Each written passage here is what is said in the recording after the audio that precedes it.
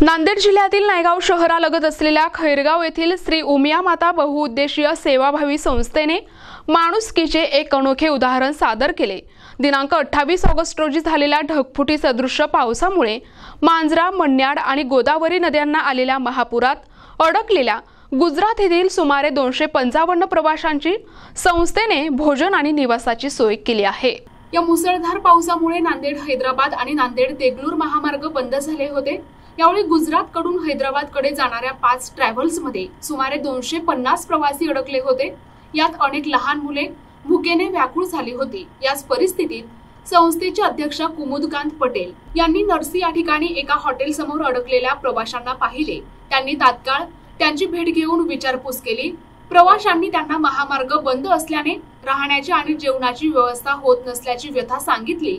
हे ऐकून कुमुदकांत पटेल यांनी क्षणाचाही विलंब न लावता सर्वांना आपल्या मालकीच्या ग्रीन व्हॅली इंटरनॅशनल इंग्लिश स्कूलमध्ये घेऊन गेले। तिथे त्यांनी सर्व प्रवाशांसाठी राहण्याची, जेवणाची, चहा आणि नाश्त्याची व्यवस्था केली। पाण्याचा ओघ कमी झाल्यानंतर आणि महापूर ओसरल्यावर प्रवाशांनी सुखरूप प्रवास सुरू करेपर्यंत ते त्यांच्याशी सतत भ्रमणध्वनीद्वारे संपर्कात होते।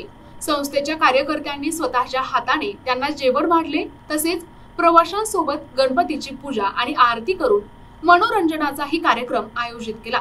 दांडिया खेळून सर्वांनी आनंदाने वेळ घालवला, ज्यामुळे प्रवाशांना आपले दुःख विसरून काही क्षणासाठी आनंद उपभोगता आला। प्रतिनिधी हनुमंत चंदनकर, NTV न्यूज मराठी, नायगाव, नांदेड।